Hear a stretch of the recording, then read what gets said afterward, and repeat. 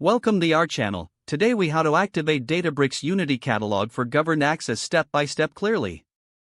To activate Databricks Unity Catalog for governed access, start by logging into your Databricks workspace. Once logged in, navigate to the Admin Console from the left sidebar. In the Admin Console, select the Feature Store tab. Now, locate the Unity Catalog section within the Feature Store settings. Enable Unity Catalog by toggling the switch to the on position.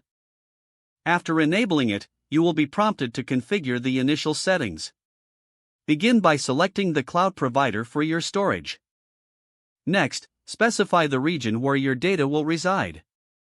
Once the cloud settings are configured, set up your Metastore. Click on the Create Metastore button to initiate the process. Fill in the required details such as the name and description for your Metastore. Choose the appropriate storage location for your Metastore. Confirm the creation by clicking Create once again. After the Metastore is created, you must assign a catalog. Navigate to the Catalog section in the Unity Catalog tab. Click Create Catalog to initiate the catalog setup. Enter a name for your catalog and provide a description. Select the Metastore you created earlier for this catalog. Then, click Create to finalize the catalog setup. Now, you'll need to define permissions for your catalog.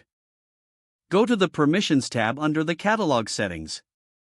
Add users or groups who will have access to the catalog. Specify their permission levels, such as read or write. After setting the permissions, save your changes. Next, you can add tables to your catalog for data organization. Go to the Tables section in the Unity Catalog. Click Create Table to start adding a new table.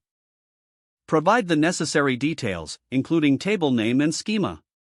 Don't forget to like this video and subscribe to our channel for more step-by-step tech guides.